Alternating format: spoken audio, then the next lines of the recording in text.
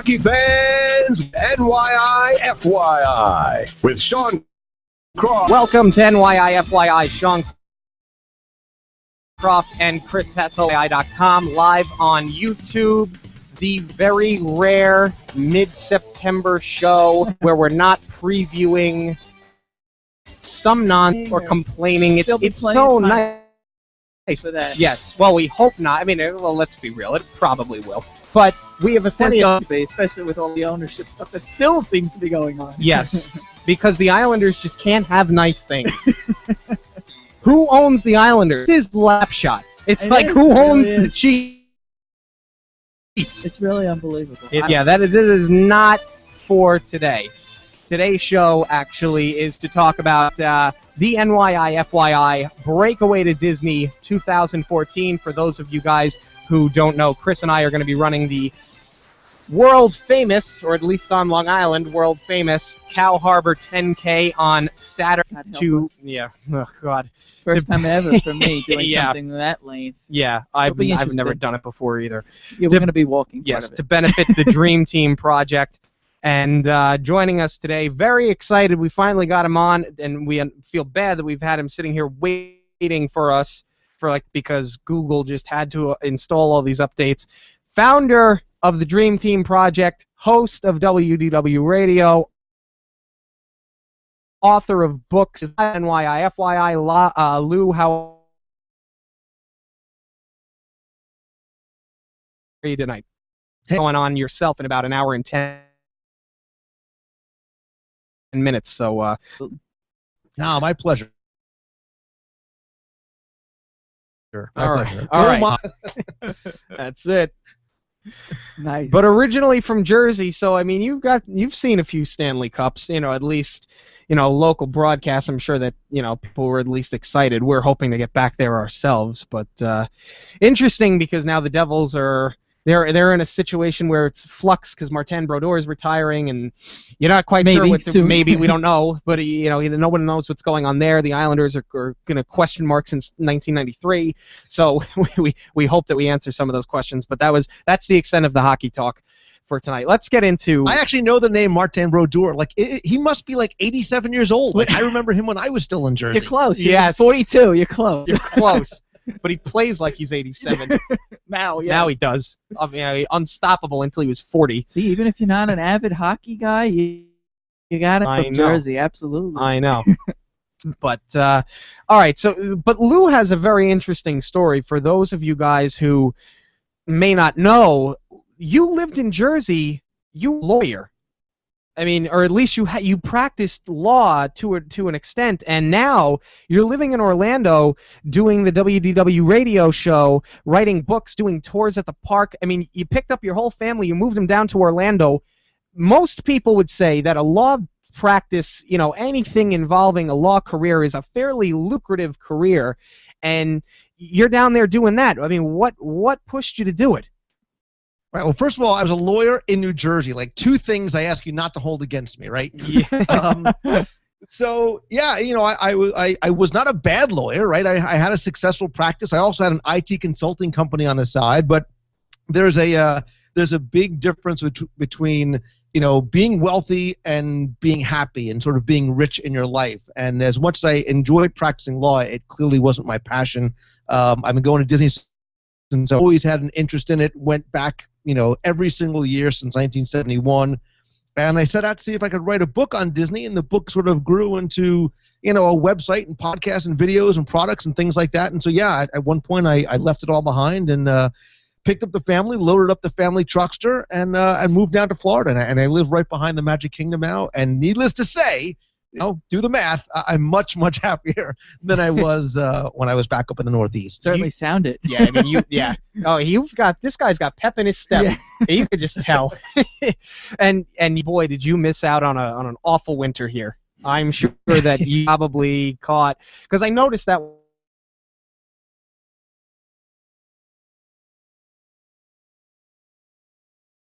I go down, your family and friends are doing, and maybe you need to call your insurance company.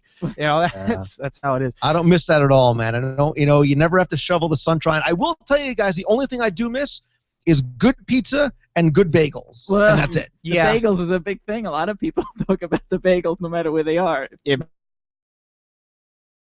Not You New York. Yeah, you can't get one. That's the thing. Like, I've had decent pizza outside of New York. I've not had a good bagel ever outside You of New were York. in Florida for a time. I lived there for a year. It's the water. It's the water. If you say Bialy, they look at you like, what language? Like, what are you, an alien? What the heck's a Bialy? Yes. Thank you. See, they all tell us we're nuts. So now you've been doing the show now for a long time. I mean, you have this the podcast WDW Radio. I'm a fan of, because I'll tell you, I'm a Disney guy. But most people don't know that about me, but I am a Disney guy at heart. I think those of us that are really close to you know that. Yeah. But most people don't, because they come on here and I talk about hockey and I scream and I yell and I have a hoarse throat at the end of the Sunday. Despite that, and then after that, I'm like, okay, well, I'm gonna go watch whatever. One of my I'm a part of the Disney movie club. My fiance and I got into Disney. We're Disney people. In fact, you would be proud, Lou.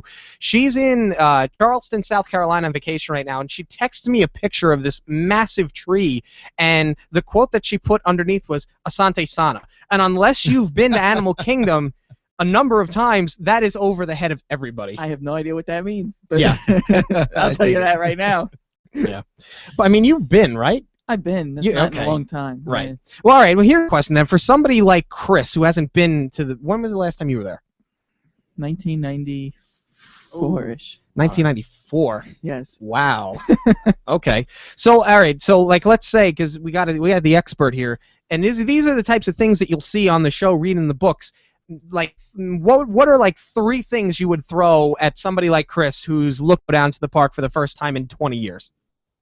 So, for a lot of people, especially if you haven't been, since you've been a kid or in a long time, it's sort of finding those things that really resonate with you. So look at things like, go down during Epcot Food and Wine Festival. Yes. Like, it's a party on top of a party at Epcot. Even if you're not a fan of attractions, like, you will love being able to wander the promenade and try all the 30 different types of food and drink and beer and things like that. Christmas is a great time to go. You probably haven't seen things like, some of the stuff over in Animal Kingdom and New Fantasyland and some of the new tech in Epcot.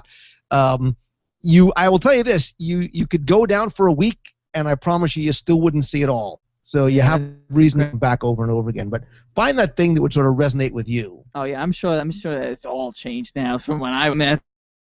It's a long time ago, but yeah, I do have it in my on my bucket list, if you will, to go back down there a few times, of course, and see some of these new things. You would be surprised as to how much there is. The common misconception is that it's a place for kids, but you go down there, you play golf, you go to downtown Disney. Right. The Wall Festival is my favorite thing in the world. I love it down there.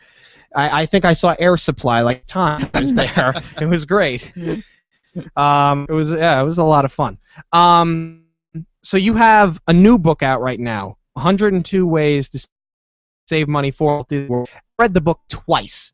And I really I got the digital platform, and I put it on my tablet, and the pictures are unbelievable. The tips are great, and the thing is, it was kind of funny for me because I'm reading through it, and some of the things you about are things I already do, and I feel like vindicated, like, I'm good at this. You're an expert. And I was yes. And then there were so many other things that you have on there that, like, I never even would have thought of. How long did it take you to write this book? Oh, first of all, thank you, and I'm glad that you enjoyed it and found tips that you knew already, and hopefully found some stuff that you didn't. It took me a little bit more than a year to write it, and it's sort of different than the other books. I started out writing trivia books about Walt Disney World and talking about the history and the details and the secrets. But in the past 10 years or so, I've been doing this consistently, like every week, sometimes even every day. The question that I get from people is, well, how do I save money? Where do I stay? Where do I get the best tickets? How do I save money? And if somebody asks a question more than 3 times, like if you get the same question 3 times, there's a common problem. Like there's a potential product in there too. And that really is what sort of drove the idea for the book, which was solving a problem that everybody, no matter where you're coming from, has when they go to Walt Disney World. So it took about a little bit more than a year. Didn't know it was going to be 102 ways until really I started. I thought it would be like 25 or 50, and then they just started piling up. And then there's a reason why it's 102 instead of 101. because it's sort of a little code in Disney speak, which I explain in the book. Yes. Little tease. Yes, you do. It's definitely a good read, and I suggest it to anybody who goes all the time, hasn't gone in a while, first time, last time, well, hopefully not last time, but first time in a long time, whatever it is. I mean, it's great.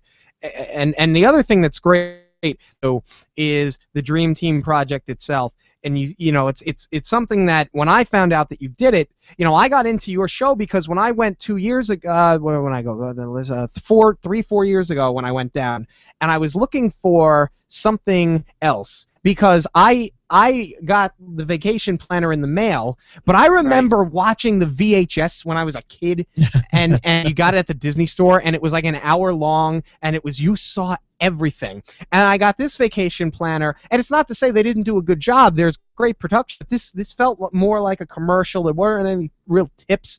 The funny thing is, I guess it's like a superstition. I don't know. Every time I go to Disney, I actually found that 1993 vacation plan, the entire thing to YouTube, and I swear to God, I downloaded it and I burned it onto a DVD. And I watched that. 20 years outdated, but you know, hey, it reminds me of when I went down, and I love it. But that's how I got into your show, because it was everything I wanted the vacation planner to be, and it wasn't quite there. So, I mean, how often do you hear that from people that, like, you know, they almost prefer to go to you before they go to any other you know, travel website or even to the resort itself?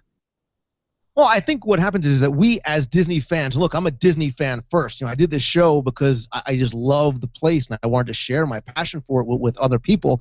But we're so starved for content, right? And the thing that you did, taking that VHS tape and putting it on DVD, you are not alone. Like, you are among your people. Like, we've all, you know, a lot of us have done that in the past too.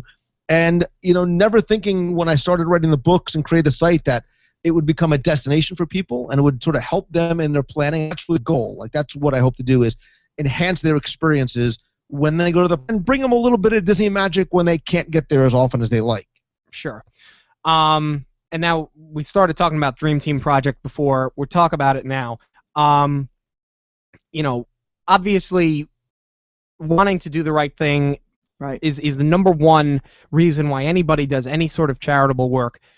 Obviously, you are a fan, more than a fan, of the resort, of the company as a whole. What is it that drove you to start this, and what is it that keeps you going back to do it every day? So, the Dream Team Project? Yes. So when I started writing my first book in 2003, my dad was diagnosed with cancer. And every day for a number of months, we drove in and out from New Jersey into Memorial Sloan Kettering in New York. And as we would walk to his floor, we would always go past the pediatric floor. And I saw all these kids that were suffering with this disease, and it really sort of hit home with me. And I realized right away that I wanted to do something to help them with what I was doing. So I said, all right, I'm going to take a portion of the proceeds from the sale of any of my first book, and I'm not going to donate it to research, because these people will never see the benefit of it, right? They won't see the result of it. I want them to enjoy it now. Granting organization, I started to do that, go back to 2003, donating what I could from the sale of my book. As people started to hear about what I was doing, we started forming like a running team in 2008 or so. It's amazing how this community came together to want to be part of this, to want to belong to something and want to help the cause. And very, very long story longer, thanks to them. And it's not about me. It's about the people that donate the time and the money and their generosity with items for auction, volunteers, you know, countless people over the years. We've raised about $250,000 for the Make-A-Wish Foundation of America, which sends those kids that have these life-threatening illnesses down to Walt Disney World with their families to forget about the doctors, to forget about the hospitals. And it's amazing how rewarding it is for us to sort of see them be able to have that experience and get to even meet some of these families sometimes. So it really is the core, it's the foundation, it is the most important part of what I do. Yeah, I mean, that's incredible. That's, you know, the fact that, you know, you would take it upon yourself, you start it, and you can, you know, when you hear you speak about it, you can tell that you're so passionate about it, and I think that's what makes it great, and that's what makes it work, and that's what we're trying to do. So, to anybody that hasn't donated yet or wants to donate or wants to know where to donate, NYIFYI.com, the donation pages are there. Chris and I are running this, and you hear, not that you need, I didn't, we didn't need any more motivation, but right. I feel, how do you not hear that story and not really want to push, know? Lou, it's amazing. You talk about, starting, kind of getting the idea when you wrote your first book and then kind of setting things up, and it really got going in 2008. This is only a few years later. How were you shocked to see how fast this kind of grew? A lot of people, do want to do good things, but this seemed to really grow at some pace. Were you surprised at that? I still am. I'm still surprised every day at the emails I get or letters I receive or meeting people at meetups and on the running team, and how vested in this they are. And you talk about things like passion and emotion and generosity, and being able to see it from other people. And I'm glad that I was able to just sort of help facilitate this and to give people a place and a mission and a cause. And they have done some really amazing things for some families that really need it. I am not a person that doesn't have words all the time. Mm-hmm. There's nothing else to say. No. It is just, that is exactly what it is. You hit the nail right on the head, and it is awesome. There's no other way to put it. And we are so happy to be a part of this, and we thank you for allowing us to to do this for you guys and to get involved with you guys and to partner up, so to speak, and to help this cause out. It means a lot to us to be able to do this for you. No, thank you. And I remember, a few months ago when you sent me your email and shared your story with me, and then said, look, we just want to help. We want to do this. And the fact that you guys are running out, what is it? The cow something race? The cow race? Harbor. Yeah, the cow harbor. The cow harbor race. I think that's awesome, because you guys don't have to do this, and you don't have to do it for the dream team. And I'm incredibly honored and humbled that you have decided to do that, and because I know running these races is not easy, man. So doing that and asking your friends and your audience to raise money for this cause. So thank you so much. No, and we appreciate it. Really, we do. And we're have another venture that you're launching now, sort of like a new I guess would you call it like a podcasting network? You want to talk about that? Yeah, so it's interesting how these sort of secondary and tertiary businesses have grown out of this my little love of Disney and my little trivia book 10 years ago. I'm passionate about the podcasting platform. You talk about how you could hear passion in my voice. You can't get that on a blog post. You can't get that in a book or a magazine. And that's part of the reason why I love this medium so much, and I've been doing it for so long. And as my business has grown, and I like being able to help people either by speaking to them at conventions or consulting with them, I really want to help other people do what I have done. And I don't mean sort of follow a blueprint, but I believe in 2014 we have the tools and the opportunities to do what you love, like every single day. Like, you don't have to hate your job and then go home and then love your hobby or can't wait for the weekend. You can turn that passion into your profession, or yes, it's okay to make some money doing what that you love. So I try and help, teach people in terms of group coaching or one-on-one coaching or consulting or whatever it is, to not just, podcast, but really build their brand and build their platform and, make your day job your dream job, or vice versa, your dream job your day job, and live a really happy, full life. Trust me, I didn't sound this happy when I was practicing law. So, no, like we said, I wouldn't think you so, can just yes. tell. Well, yeah. But, you get to go to Orlando, you can make left turns, it's a beautiful thing. Man. So right before, and we're going to let you go in a minute because you've got to go do your show live at 7:30, WDWRadio.com, and we encourage all of our listeners to go jump on over and listen to it. If you're thinking about taking your family, or even if you're not, that's part of the fun of this, is you do so many shows, throwback shows, and talk about the history of this and remember that. I love the 20, a lesson. Yeah, the 25 things that you miss about MGM Studios. That was one of my favorite shows ever. And the Roger Rabbit one too was great. You know, you go back and you listen, and it reminds you of when you did go down there, the things that you remember. And I remember most things, and a lot of that was because my dad videotaped everything, Right, so yeah. I couldn't forget about it. But there are so many things that I forgot about that even, you know, listening to your show that I was, oh, now I remember that, you know, like it was Right, yesterday. of course. But before we came on, you were talking about the book, and we had brought it up to you, and you had said actually that you had maybe a copy of 102 Ways that could be available for one of our listeners.